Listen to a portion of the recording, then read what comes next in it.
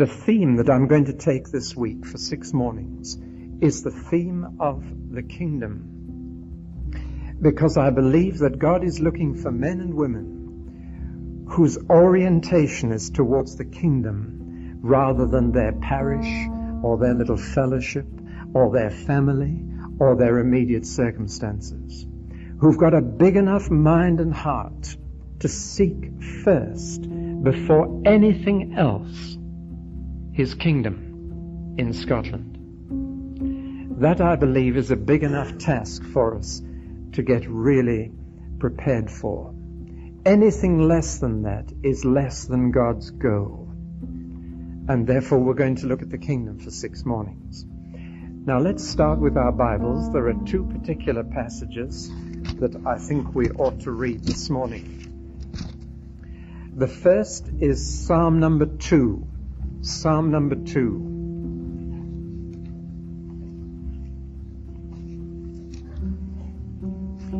This morning I believe we've got to get things into perspective and see things God's way rather than ours. Why do the nations rage and the peoples plot in vain? The kings of the earth take their stand, and the rulers gather together against the Lord and against His anointed one. Let us break their chains, they say, and throw off their fetters. The one enthroned in heaven laughs. The Lord scoffs at them. Then He rebukes them in His anger and terrifies them in His wrath, saying, I have installed my king on Zion, my holy hill. I will proclaim the decree of the Lord. He said to me, you are my son. Today I have become your father. Ask of me, and I will make the nations your inheritance, the ends of the earth your possession. You will rule them with an iron scepter. You will dash them to pieces like pottery. Therefore, you kings, be wise. Be warned, you rulers of the earth. Serve the Lord with fear and rejoice with trembling. Kiss the Son, lest He be angry and you be destroyed in your way. For His wrath can flare up in a moment. Blessed are all who take refuge in Him. And then we'll turn to the book of Daniel, chapter 4. It's one of the true stories in the Bible that always leaves me trembling. It's an incredible picture of a man who became an animal. Verse 28 of Daniel chapter 4. All this happened to King Nebuchadnezzar. 12 months later, as the king was walking on the roof of the royal palace of Babylon, he said, Is not this great Babylon I have built as the royal residence by my mighty power and for the glory of my majesty? He was, of course, reciting the Lord's Prayer, but he'd got it a little wrong. He was saying, mine is the kingdom and the power and the glory forever and ever. Amen. Just got one word wrong. The words were still on his lips when a voice came from heaven. This is what is decreed for you, King Nebuchadnezzar. Your royal authority has been taken from you. You will be driven away from people and will live with the wild animals. You will eat grass like cattle. 7 times will pass by for you until you acknowledge that the Most High is sovereign over the kingdoms of men and gives them to anyone he wishes. Immediately what had been said about Nebuchadnezzar was fulfilled. He was driven away from people and ate grass like cattle. His body was drenched with the dew of heaven until his hair grew like the feathers of an eagle and his nails like the claws of a bird. At the end of that time, I, Nebuchadnezzar, raised my eyes towards heaven, and my sanity was restored. Then I praised the Most High. I honored and glorified him who lives forever. His dominion is an eternal dominion. His kingdom endures from generation to generation. All the peoples of the earth are regarded as nothing. He does as he pleases with the powers of heaven and the peoples of the earth. No one can hold back his hand or say to him, "What have you done?" At the same time that my sanity was restored, my honor and splendor were returned to me for the glory of my kingdom. My advisors and nobles sought me out, and I was restored to the throne, became even greater than before. Now I, Nebuchadnezzar, praise and exalt and glorify the King of heaven, because everything he does is right, and all his ways are just, and those who walk in pride, he is able to humble. Just one other verse in the first book of Chronicles, chapter 29, the last chapter in the first book, and verse 11, which gets the words right. We'll start at verse 10. David praised the Lord in the presence of the whole assembly, saying, "Praise be to you, O Lord, God of our father Israel, from everlasting to everlasting. Yours, O Lord, is the greatness and the power and the glory and the majesty and the splendor, for everything in heaven and earth is yours. Yours, O Lord, is the kingdom. You are exalted as head over all." Well, somebody said that if you read from the Bible before you preach, at least something of what you say is worthwhile. And God's word has a tremendous majesty about it that just enlarges your spirit. Now, there are many people who believe that what we need is a change of government. I agree, but what kind of a government are we going to change to? Most people, when they talk about a change of government, they either mean a change of party, or a change of policy, or a change of leader, or even a change of system. And there are those who would dearly love to bring in proportional representation into British politics, especially the SDP alliance, who always seem to come second. Nevertheless, that's not what I'm talking about. I believe that Jesus' message was that the basic need of this world, which includes Scotland, is a change of government. And that's what I'm going to talk about all this week. But Jesus never used the word government. He used the word kingdom rather than government.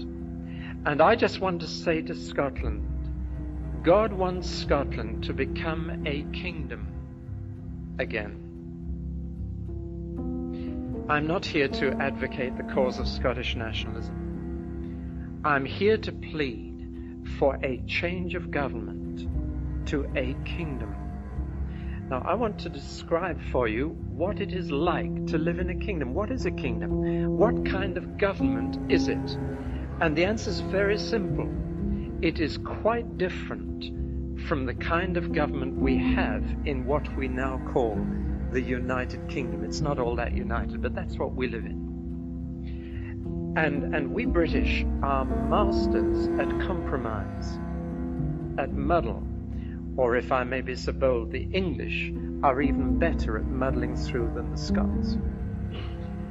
And we revel in calling ourselves a kingdom when we're not a kingdom.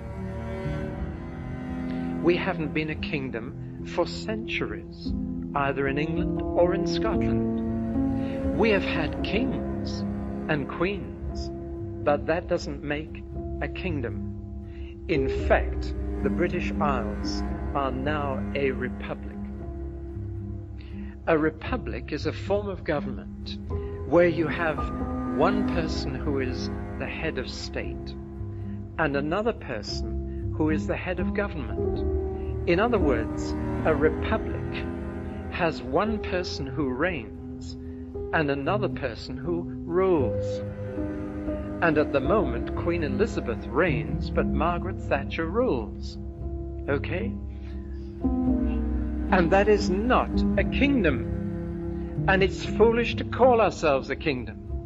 Indeed, I often pity the Queen because she has to reign without ruling. She has very little power indeed. We have steadily over the centuries robbed our royal family of any chance of ruling. You did the same in Scotland even before our two nations were united. You had also embarked on the course of having a king, but not letting him rule, of wanting someone to reign over you, but not to rule over you. In fact, one of the few prerogatives the Queen has in England and Scotland is this. If in a general election there were a dead heat, she would have the casting vote. But I can hardly imagine that ever happening, can you? In fact, I saw a list the other day of the only things that the Queen can do by way of exercising her own authority. And there were only 10 things on that list, and most of them were emergency acts. Now, in other republics, they have an elected president. We prefer to retain an inherited presidency. But the fact is, it is still republican rather than royal in its outworking. Now, I'm not now being a Willie Hamilton. I am just stating the bold or blunt facts that we do not know what it is like to live in a kingdom. You may think you do, but you have no idea.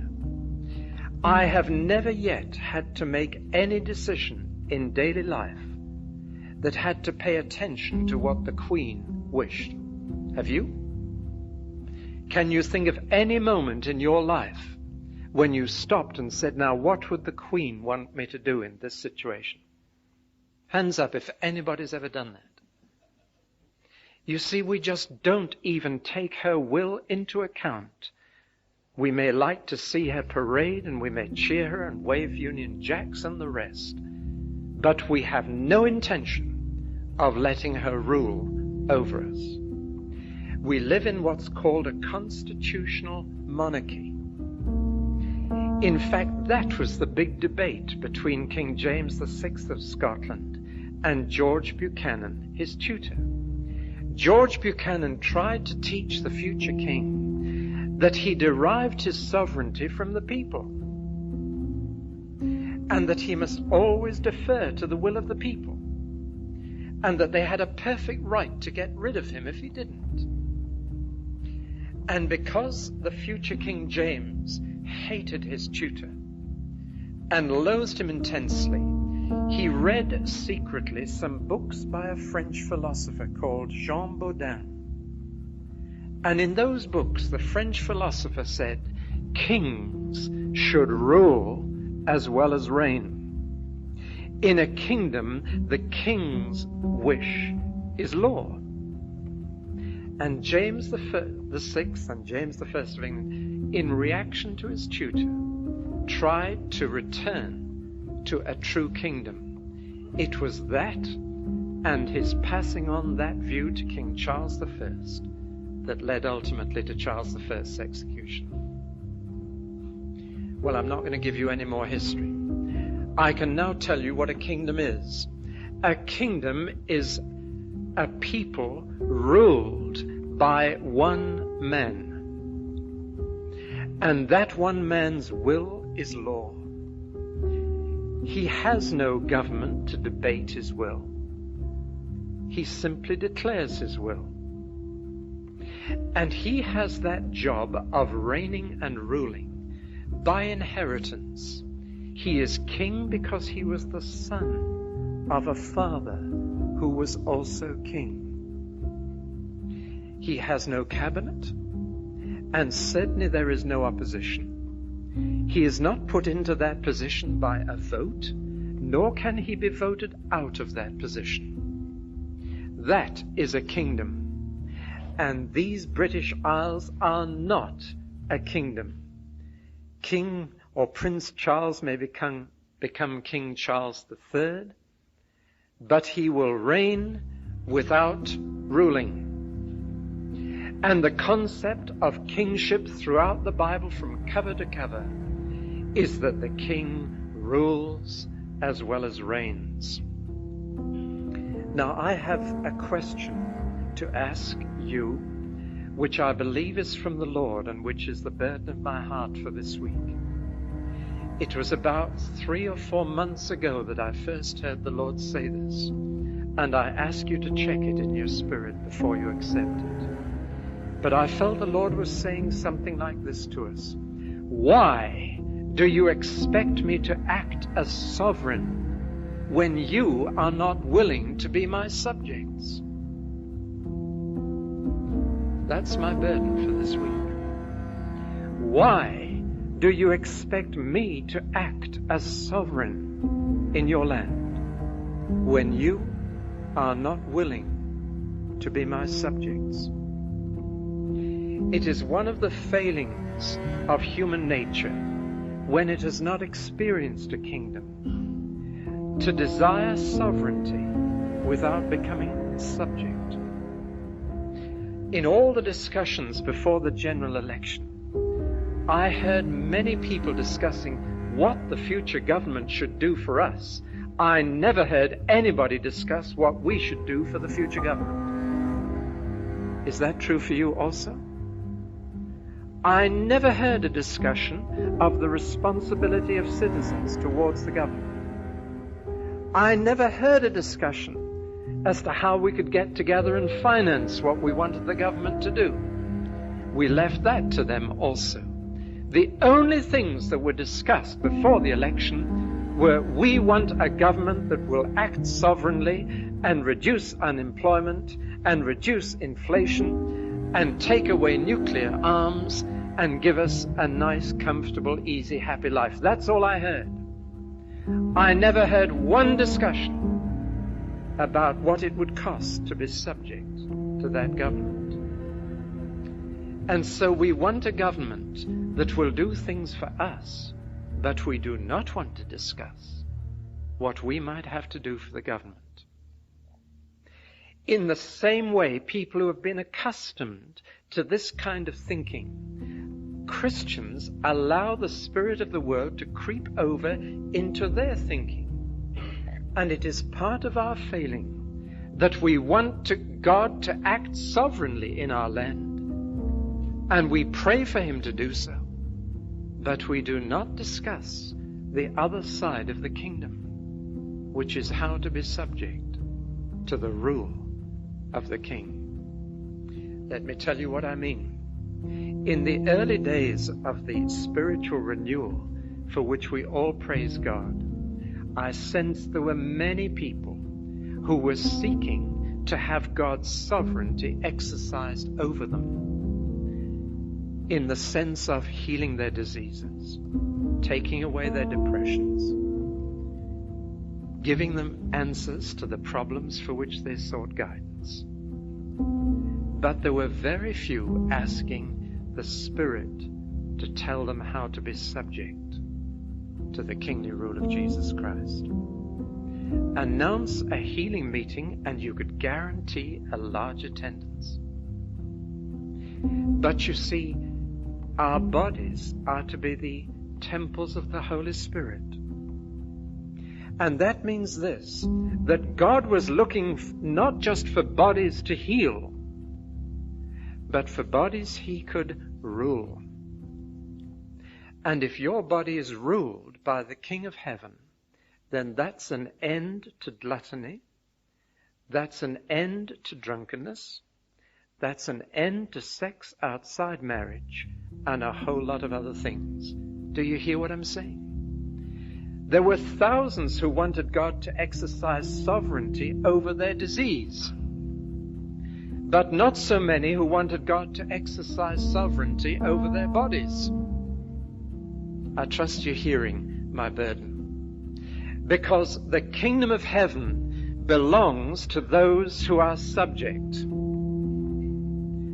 And those who are concerned with the kingdom will not just be praying for God to exercise His sovereignty, whether in healing or other release or in revival, but will be seeking to bring Scotland into subjection to His will. And in His subjection there's perfect freedom. You see, every kingdom is made up of two parts. Every kingdom has a sovereign on the one hand, but a kingdom is incomplete if it just has a sovereign. A kingdom is complete when the sovereign has subjects who willingly accept his leadership. Let me rush straight through to another conclusion. One of the most frequent questions I get asked these days is this: shall I stay in my church or not? How many of you have at least considered that question? Could I see? Be honest. So a good number of you have been asking that question. Do you want to know my answer to it? Do you want to know whether I'm a come-outer or a stay-inner? You're going to be disappointed. I don't know how many letters I've received, how many people have asked me verbally, should I stay in or come out? My answer is very simple. You obey the king. That's all. If the king tells you to come out, you come out. If the king tells you to stay in, you stay in. That's your sole concern if you want to be a subject of the king. And it seems to me that he's telling some people to stay in and some people to come out. And it's quite wrong for either group to tell the other what they should be doing. What we should be encouraging each other to do is to obey the king. Not to weigh up the pros and cons, not to consider the consequences, but to say, Lord, you are king. And I tell you that God is looking for subjects in Scotland. He's not just looking for those who will say, God, will you act sovereignly in our land? Will you sweep through with revival? Will you take over? Will you smash this? Will you deal with that? Will you clear up disorder? Will you deal with violence? Oh, how much we want God to act as sovereign. And He says, but I am looking for subjects. It was the Lord's own problem. On a later morning, we shall look at the kingdom of heaven in the life of Jesus. And I can sum up His problem in one sentence. The people wanted a sovereign, but Jesus was looking for subjects, and He couldn't find them. That was the crisis. They wanted a king who'd release them, who'd deliver them, who'd feed them, who'd look after them, be a kind of mini welfare state all in himself. But when He spelled out what it was to be a subject of the kingdom, and He spelled it out in detail in the Sermon on the Mount, as we shall see, He couldn't find anyone who was willing to be subject. Now that's my burden for this week. Forgive me if I'm making a wrong assumption. You may already be a true subject of the King.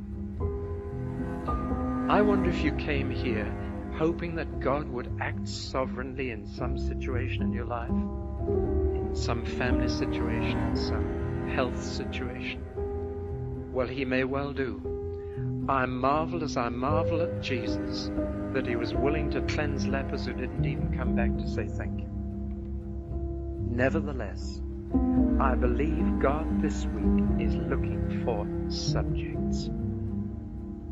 Then he can exercise his sovereignty in Scotland. It is not that he is helpless without subjects, but there is a sense in which he is incomplete without them. And the church completes his fullness on earth in that sense. So my burden is to combine sovereignty and subjection. Even the word subjection is anathema to us. We don't like to be considered as subjects, subject to another's will. Now, how would you like to live in a kingdom? Would you welcome it or not? My answer is that would entirely depend on the king. If he was a good king, I would welcome it. If he was a bad king, I'd hate it. And as I read Scottish history, and I've read it again this week before coming, as I read the history of Israel, everything depended on whether there was a good king or a bad king.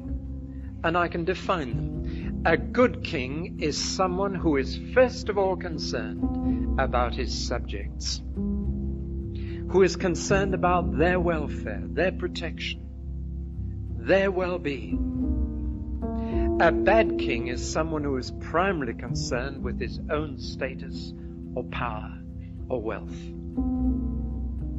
And you can find history is strewn with good kings and bad kings.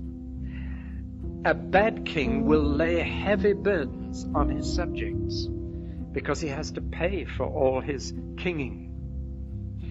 But a good king will lay light burdens on his subject. Do you hear the words of Jesus? My burden is light.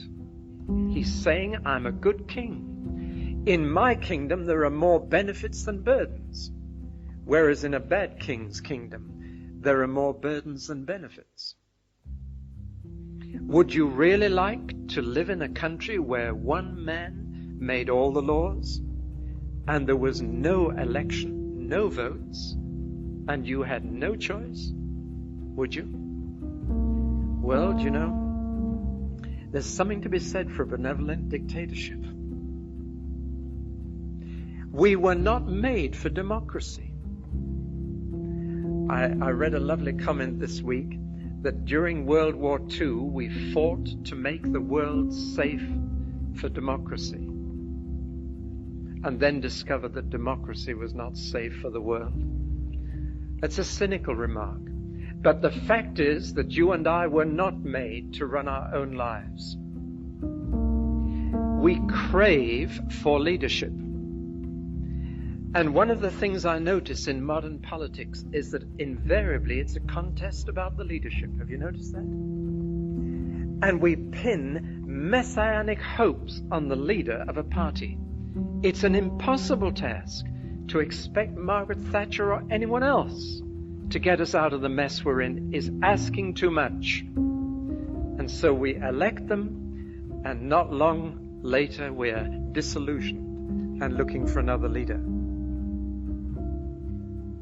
How many of you could name 6 members of the cabinet? Do you think? Anybody? I'm not going to test you. But in fact, the election is about leadership. In Israel, which reflects the world situation so frequently, Israel is swinging from democratic government to kingdom government. Have you noticed that in the press? The reason is that the early years of the state of Israel were dominated by the Ashkenazi Jew from Northern Europe and Western civilization, men like David Ben-Gurion and women like Golda Meir. And their dream was of a social democracy. Not now. If you go to Israel now, you'll find their dream is of a strong king. And the Sephardic Jew from the Orient now has the major vote in Israel. And the Sephardic Jew never lived in democracy. Most of them lived in kingdoms. And now when they cheer Begin, as they did during the Lebanese crisis, when 500,000 Jewish people filled the squares of Tel Aviv, they were shouting, "King Begin, King Begin, King Begin." I shall be in Jerusalem in September for the Feast of Tabernacles. One of the things I want to say is, you are right to look for a king rather than a democratic government. But Begin's the wrong man. But I see God preparing the world for kingship again. Since 1914, 24 crowned heads of Europe have fallen. Kings have been disappearing like ninepins. We're one of the very few countries left that still has a notional royal family around. And yet, as the world swung away from royalty to republicanism, I detect now a swing back. People are looking again for authority. People are looking again for leadership. And people are looking again for a king. They may not use that word, but that's what deep in their hearts they're looking for. And the reason is they were made for it. I've got another book here, which I've just reread with interest. It's the story of Saudi Arabia, and it's called The Kingdom.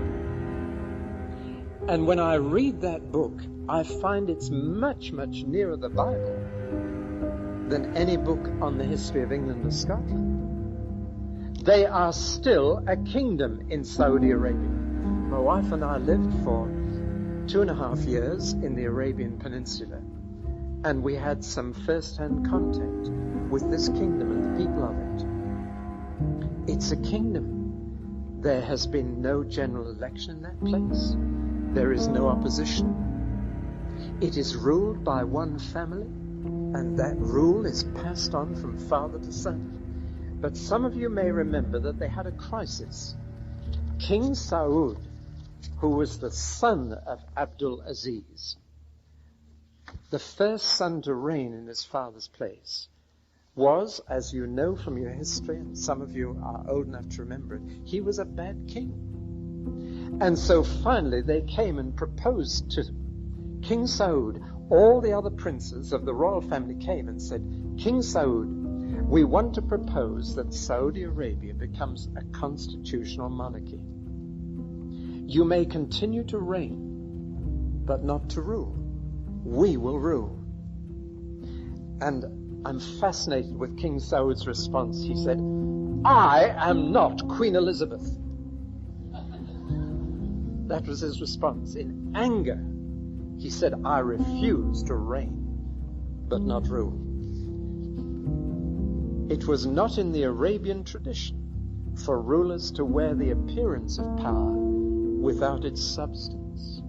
Kings were kings or nothing. How could Saud feel self-respect? How could men respect him if his dignity was just a facade?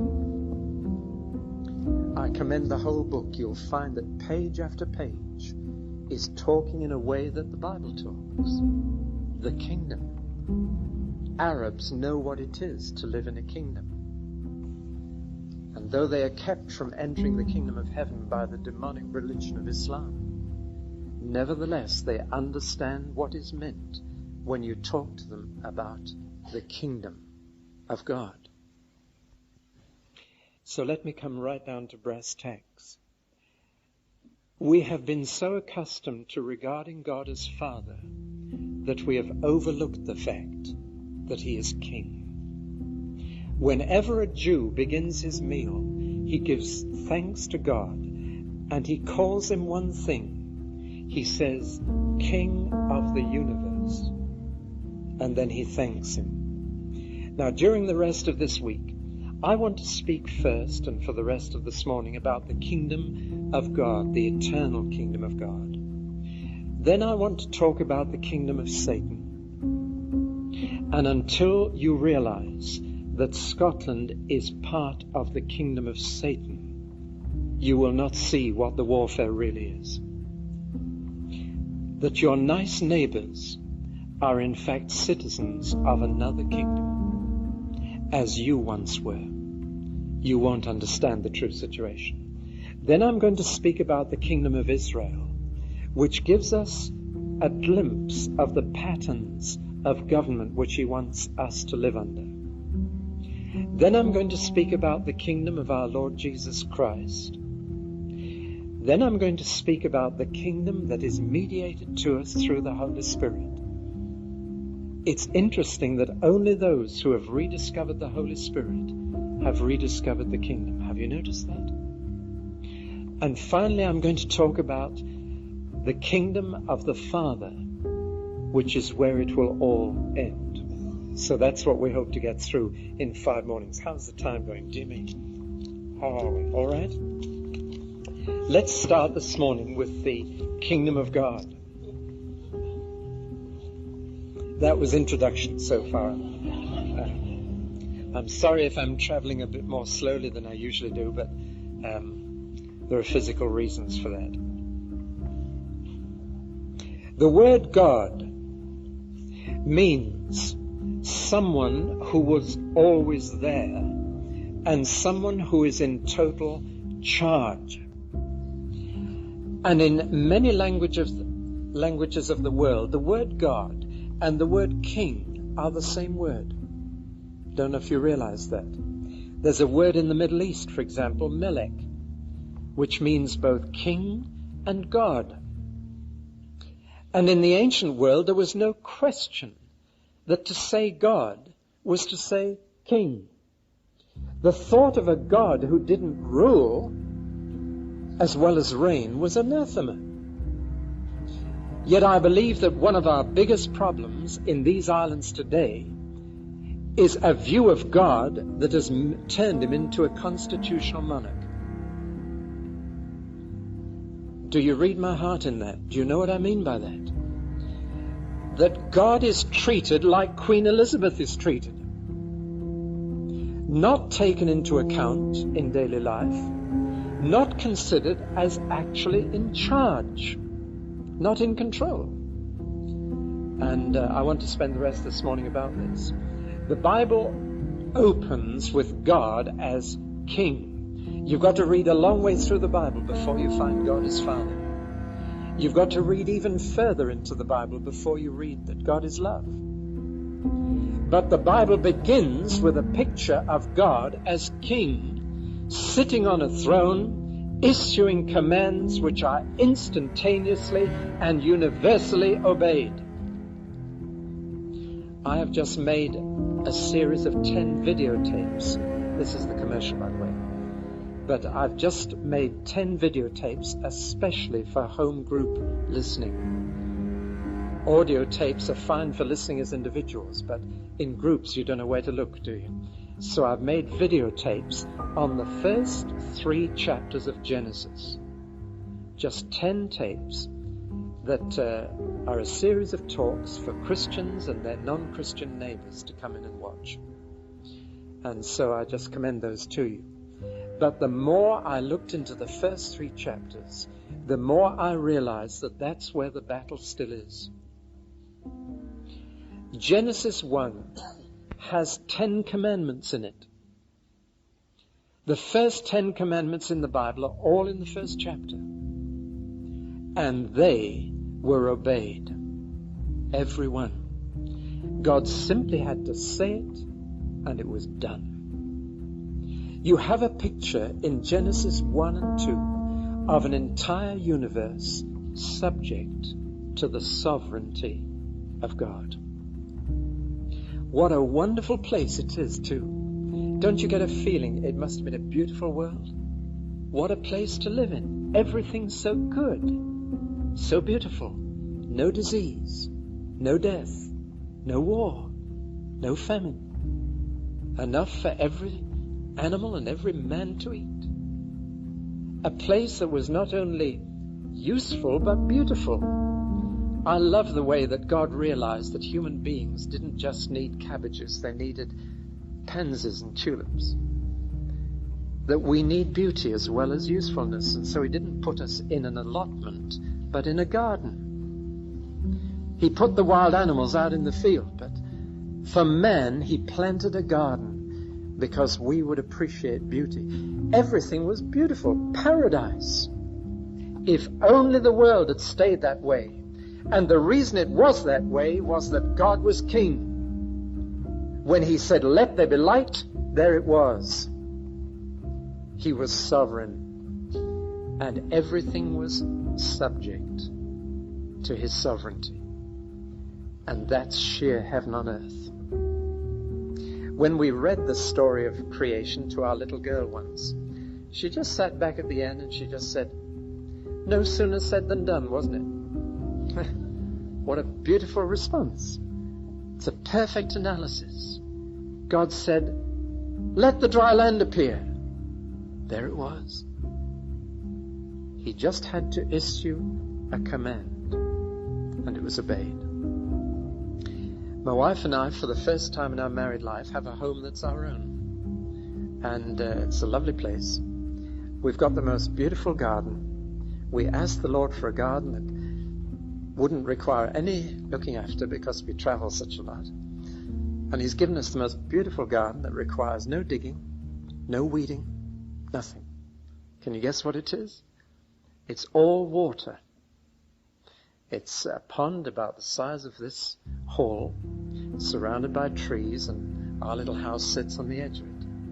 And we have a number of ducks, moor hens, a couple of kingfishers, a few white doves. It's a beautiful little spot. And the whole pond is a spring of living water, so it never needs weeding or never goes stagnant. It's just beautiful. We've called the house Living Waters for obvious reasons. Not still waters, still waters. But as I sit in my study and look out at this beautiful scene, I think, why is it beautiful?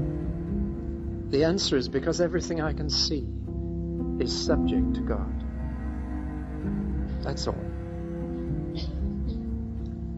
Then I turn on the television and listen to the news. Or I read the newspaper, and it seems as if nothing is subject to God. And it's ugly. It's horrible. Those clouds in the sky, those hills, they have to obey God. They have no choice. And one of the reasons the surroundings we have here are good for our souls is that you're looking at things that are subject to God. His sovereignty is all around you. Now, there are those, many people, who believe that God may have created all this, but he no longer controls it. I want to give you two philosophical terms now. Do you mind 2 minutes philosophy lesson? I am your tutor for this morning. Deism and theism. And the greatest enemy of God in this land is not atheism, it is deism. So I better explain what I mean. Deism believes that God created all things, but no longer controls them. He made this universe like a watch, wound it up, and now it operates according to its own laws. My wife's brother is a meteorologist. Some of you may have seen him on the TV telling us what's coming next. I've had many discussions with him. I had a discussion with him just 24 hours ago, was it? And you know, he's dealing with weather all the time, but he can't see God's hand in it. He's a Methodist lay preacher, but he can't see that God is in control. He's examining meteorological laws, quote, all the time. I once showed him the incredible parallel between the history of Israel and the rainfall of Israel. And I got the figures, in fact, he got them for me.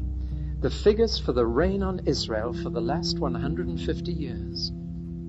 And you can actually plot the political history of Israel from the rainfall chart.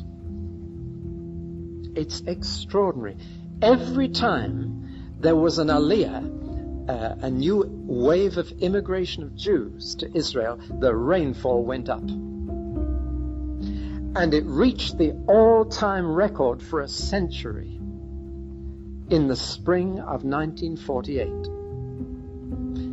Now, I could say more about this, but here was the graph of the rainfall of Israel. And you could label each hump in it with a major political event, some new immigration or the establishment of the state or something. Now, to a Jew, that is no problem at all. In fact, when the first aliyah, the first wave of immigration between 1872 and 1875 took place, the rain fell as it had not fallen for centuries, and the rabbis fell on the ground and praised the King of the universe because he'd restored the rain. But how many people today really believe in this country that God is in total control of the weather? I'm almost bold enough to say that every time you complain about the weather, you become a deist. Do you follow me? You're saying God isn't in control. Or if you think he is, you're saying you don't like the way he's running things. Now, the big question is whether we're deist or theist. The vast majority of people in this country believe in God, but they are deist. They're not theist. The important question is not, do you believe in God, but what kind of a God do you believe in? Do you believe in the living God or not? Now, let me tell you a story some of you may have heard me say. Some time ago, Thames Television rang me up and said, would you come and take part in a discussion on the question, does God answer prayer by performing miracles today? Well, you couldn't keep me away from a discussion like that. So my wife and I got in the car, went to Teddington Studios, and we went into the reception room for guests appearing on the show.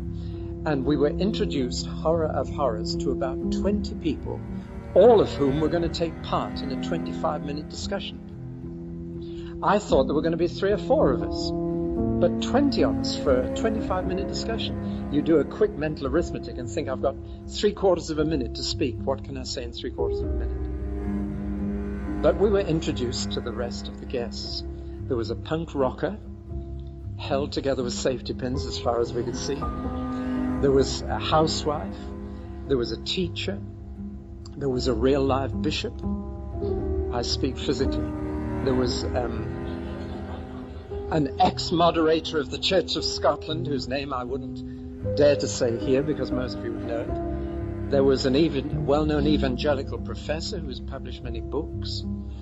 I was relieved when the door opened and Colin Urquhart walked in, and felt there was somebody there with a fellow feeling. But they introduced me to a man of about 50 in a bright red shirt. He deliberately put it on to catch the camera's eye, I'm sure.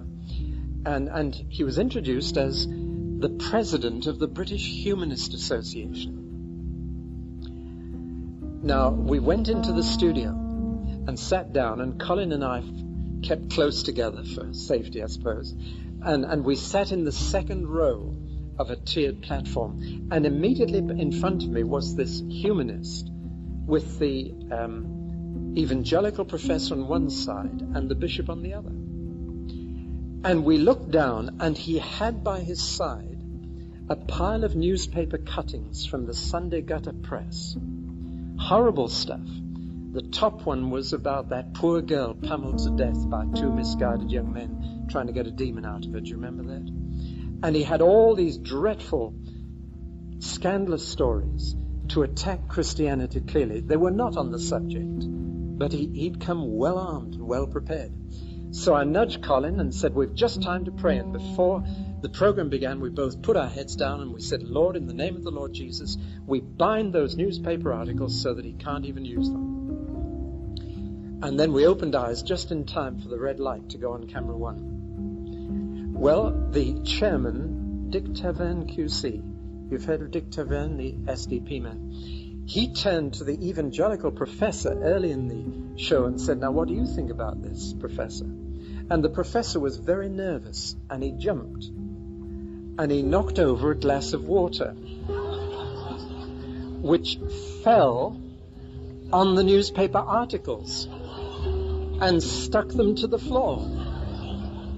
And when the humanists tried to get these newspaper articles, they came away in shreds. And he was picking at them with his little fingernail, I can see him now, and he just couldn't get them up, and they were just ripped to pieces, and he couldn't use one of them. And while this was happening, the chairman turned to me and said, now we've got David Pawson with us. What do you think? Do you think God answers prayer today? The frustration was that I couldn't point to the articles because I didn't want to draw attention to them. So I told the story of a friend of mine, a building contractor, who was as tough as they come. They said of him that the softest part of him was his teeth. And then he was converted and became like a little child. And one night, he had an emergency telephone call, or a telephone call late at night, from a friend of his who lived 300 miles away. And the friend rang him up and just said, Bill, I want to say goodbye and thank you. And he said, what do you mean? Where are you going? Well, he said, I'm going to end it all. He said, you're the only man who's ever helped me, so I want to say thank you. But he says, the business has collapsed, marriage has collapsed, and I have nothing to live for, so goodbye. And my friend Bill said, stay there, don't do a thing, I'm coming straight to you.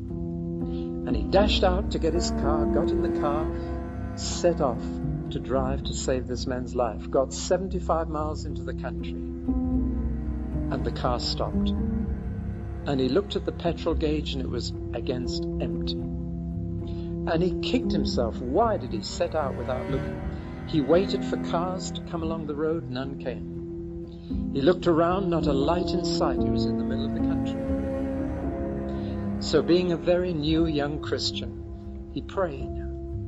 And then he shook the car to try and get some petrol up into the carburetor, and he managed to get it going again. And he set off again, and a few hours later he drove into the drive of that other man, having not stopped in 270 miles on an empty tank. And he saved the man's life, and he saved his soul.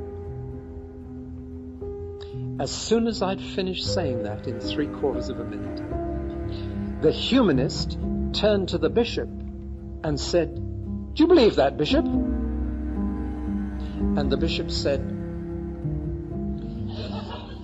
well, I have a different view of prayer to David Pawson. He said, for me, prayer is not asking for things.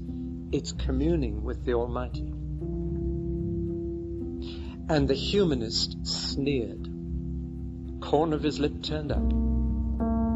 At the end of the program, the humanist turned round and he said to Colin and myself, you two are genuine. He said, I don't believe a word you've said. But he said, you obviously believe that God still answers prayer. And then he pointed at the bishop and at the evangelical professor and at the ex-moderator of the Church of Scotland and said, they don't believe, do they? Now, what do you say then?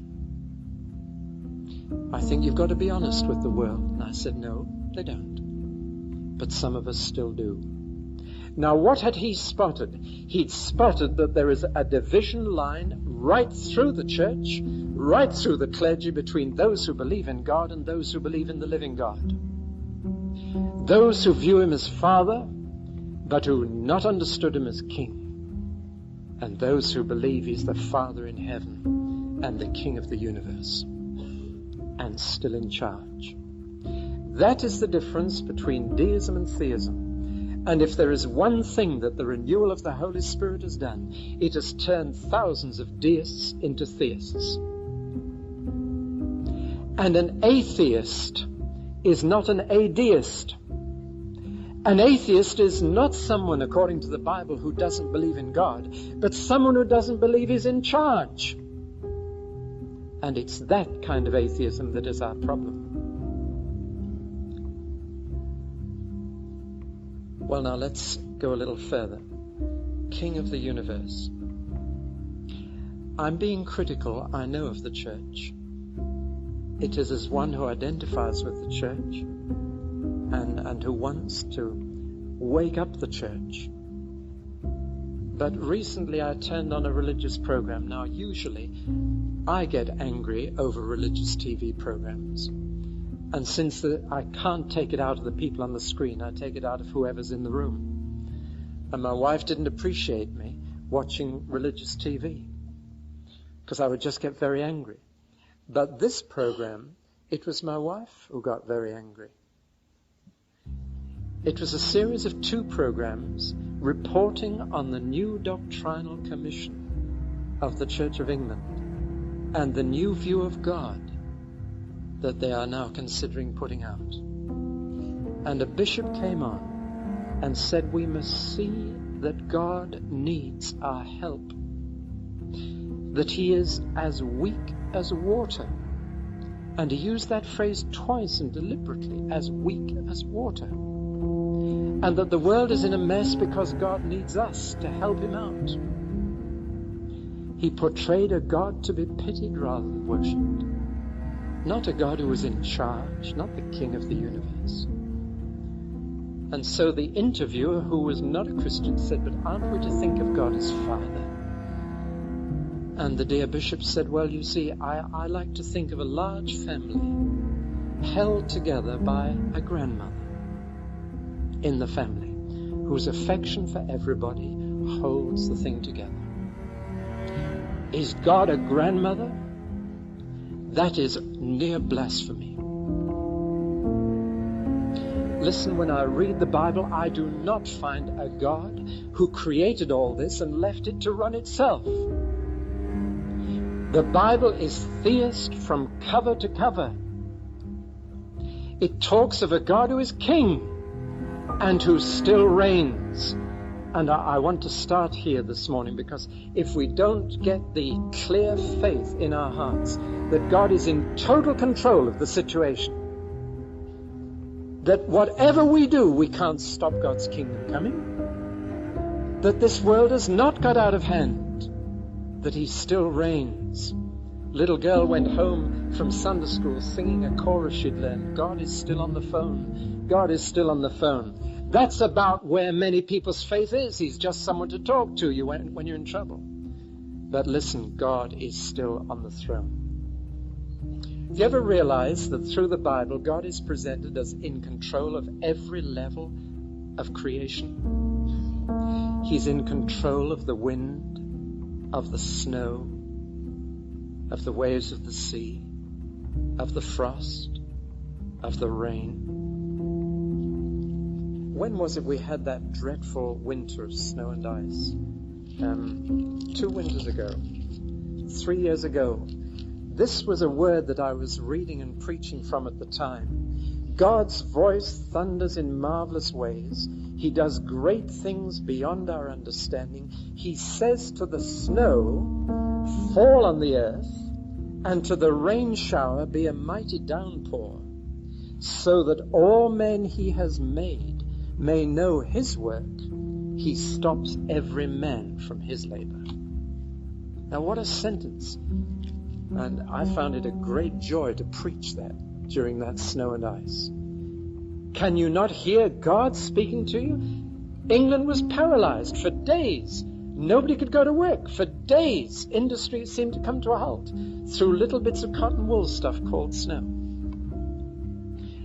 And the Bible says that's God saying, so that you can remember my work, I'll stop yours with snow. Now that's a vivid concept of God as king, isn't it? Of God in total charge. Which is the biggest miracle in the book of Jonah, the whale or the worm? Have you ever asked yourself that? In the early chapters of Jonah, God sends a whale. In the last chapter, He sends a worm.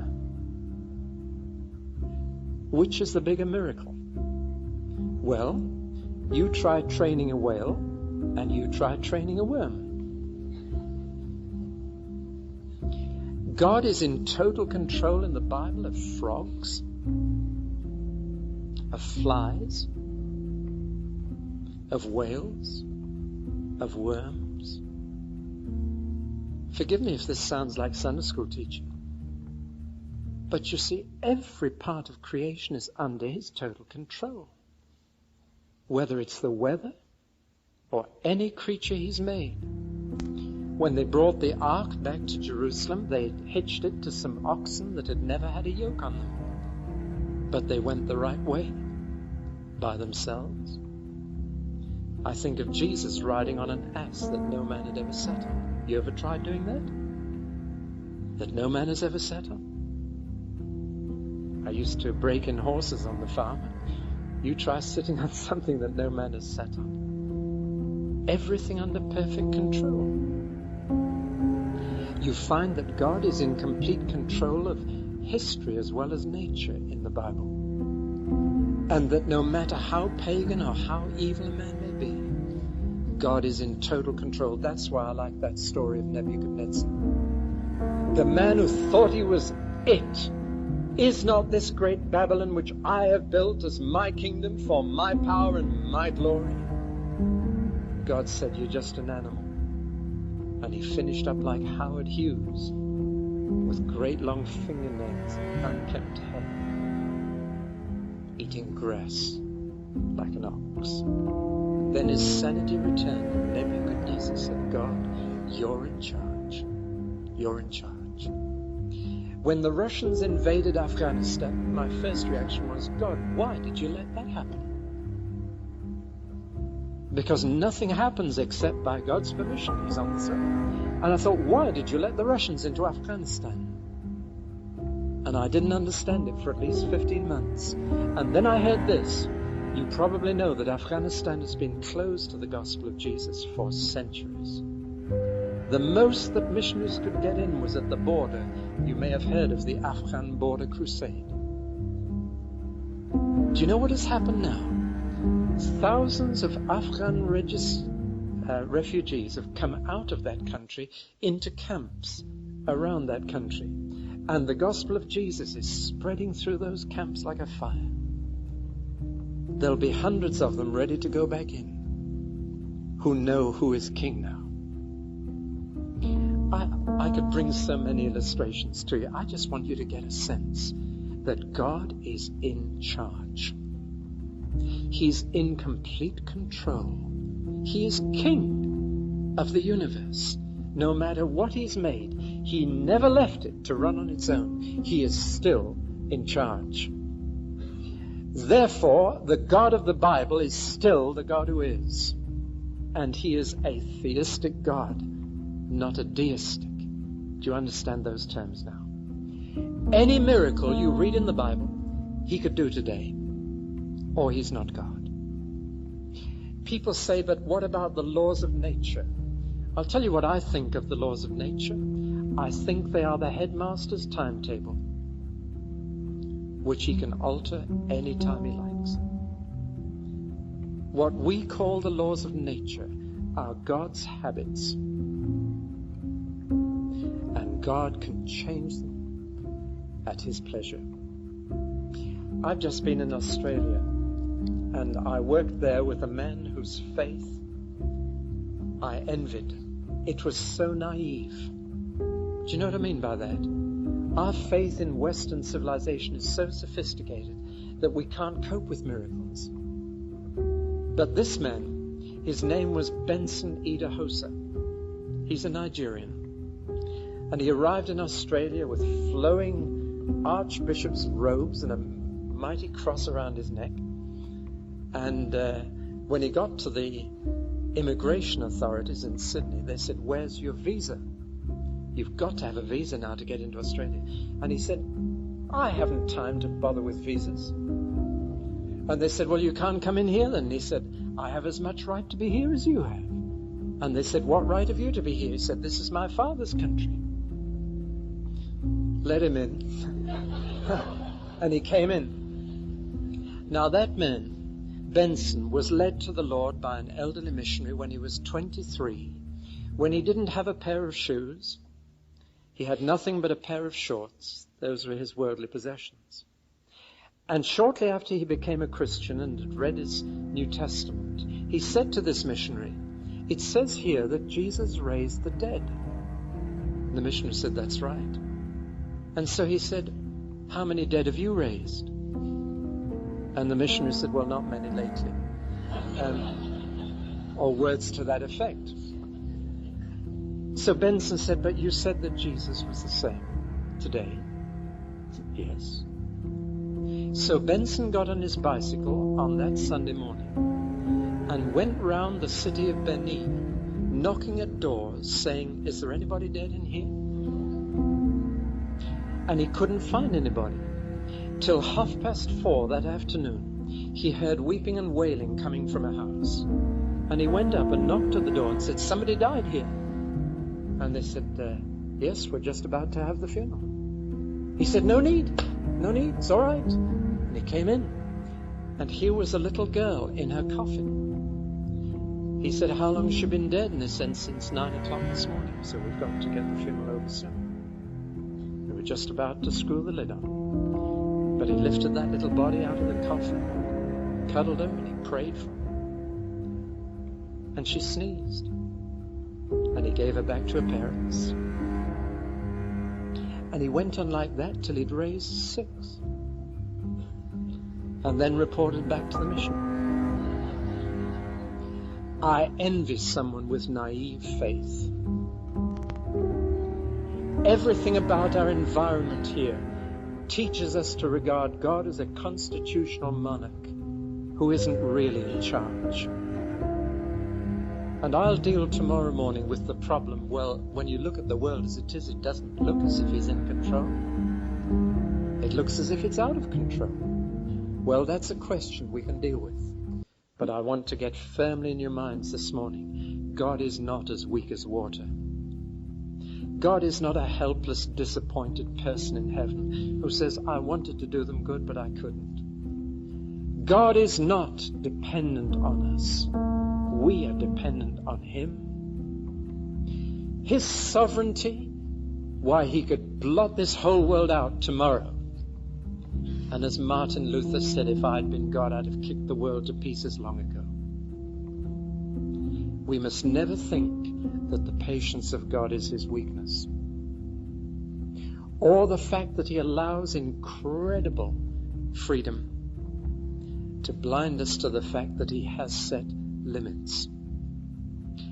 Those who believe that He is King, that His dominion is an everlasting dominion, that His kingdom is an everlasting kingdom, that He's on the throne, are those who believe in miracles. They're those who believe in the living God. They're those who believe that God is talking and acting today. And I finish where I began. God is looking for subjects. There's nothing wrong with His sovereignty. His arm is not shortened. He's looking for subjects who will be His kingdom on earth. He's chosen a different way to re-establish paradise to the one we'd have chosen.